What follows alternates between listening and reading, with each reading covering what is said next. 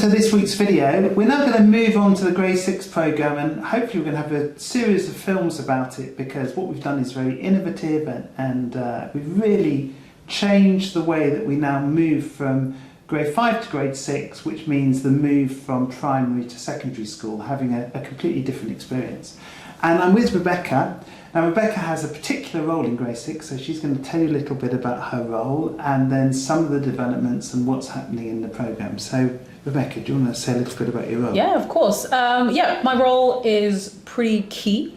So I am originally a maths teacher, so normally I teach MYP and DP Mathematics, but since the beginning of this year I've taken on the role of the Grade 6 Curriculum Coordinator. It's a bit of a mouthful. Yes. Now I'm going to say what it is, because the thing that's different about Grade 6 compared to, say, a normal transition is in our Grade 6 programme all the disciplines work together on the same unit.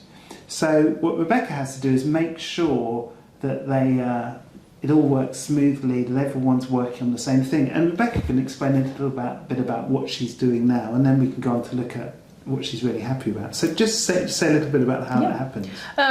Like Richard said, I am someone who liaises with both sides. So there's the STEM side and there's the human experience side. And then I make sure that everybody is on top of what they wanted to teach. If there's some questions regarding the other side of the team, like I am the person who's the mediator. I've been organising different trips. So the Grade 6 went on the British Museum trip.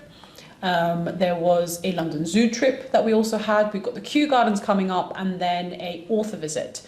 So my role is to make sure that all of the paperwork that goes along with it, that's also done. I also make sure that each teacher is aware what they should be doing, where they will be. So general kind of admin and making sure the logistics of the whole team, which is around about 13 to 14 teachers, just making sure everybody's on top. So I'll just explain what that means. STEM means the maths and science and design teachers together. Human experience means the English and IS languages and humanities teachers together. And they're basically working on the same unit from different perspectives. So at the moment, the unit they are working on is developing a world, but they have to link the ecology of the world to the culture. So what they do on the humanities side is they will look at different environments and then how the culture emerges. So they might look at, say, the link between the development of Egyptian culture and the desert of the Nile, etc. And they might look at Viking culture and development and how the conditions make it develop a certain way. And then they have to build their own world where there's a clear link between ecology and culture. On the science side, of course, you need to understand ecological systems, how they work. So that's how you end up with the two sides, and then the maths of it. Well, they do all sorts of things in maths. So that's to give you a context. Maybe Rebecca can talk a little bit about some of the math stuff, but also things you're really proud of this time. Yeah. So in the STEM kind of math subjects, we've been looking at equivalence. So we try and focus on the conceptual things that build a society and the kind of the numeracy systems within it.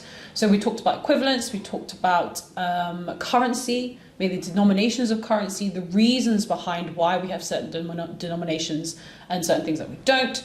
We also kind of delved into why traditionally we use metal for coins and paper for notes, and where that kind of all stemmed from. So the history of money and currency also comes into the math side of things. Yeah. And things you're really proud of this year with the things that's going? I think the creativity from the students is slowly growing. So initially, I think they were a bit taken aback by the fact that they had to create a new world. But as the students have been developing their conceptual understanding from each subject teacher, and they're kind of building on it. So they've just been told their groups that they'll be working with. They've had a couple of lessons on kind of brainstorming their ideas, and their ideas are growing. So their confidence is growing in each of the subjects. They're really grasping the conceptual understanding of each of the subjects as well. And their teamwork is also growing. So yeah, I'm really proud of them for coming up with their great ideas.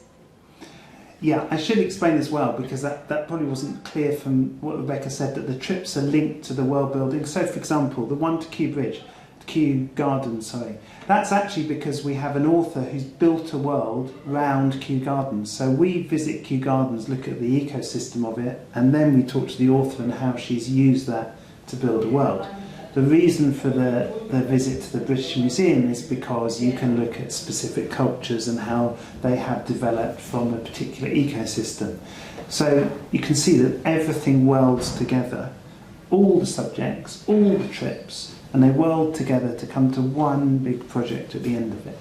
Yeah, I also want to add that we're trying to set the grade 6 up for the outside world and not necessarily just school. Yes. You're not going to have one job that's just going to ask you to add and subtract sums. It's going to give you a project, and you have to make sure you bring the different skill sets. Yes. So we're trying to replicate what the soft skills that they need outside of the school environment. They want to start off young so they can develop it throughout the MYP and DP. Yeah, and I would add that all the research suggests at the moment that the world's becoming more and more interdisciplinary. You need to think in a more interdisciplinary way, which is what we're trying to model.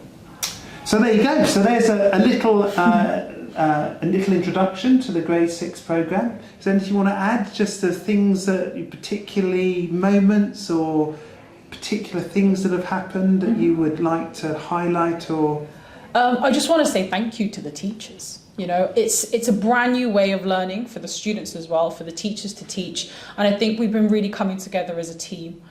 We've been bouncing ideas off of each other. We're kind of making sure each teacher is known and their strengths are shown and then supported when we need to. So I think as the grade 6 cohort and the teachers, I think it's been going really well.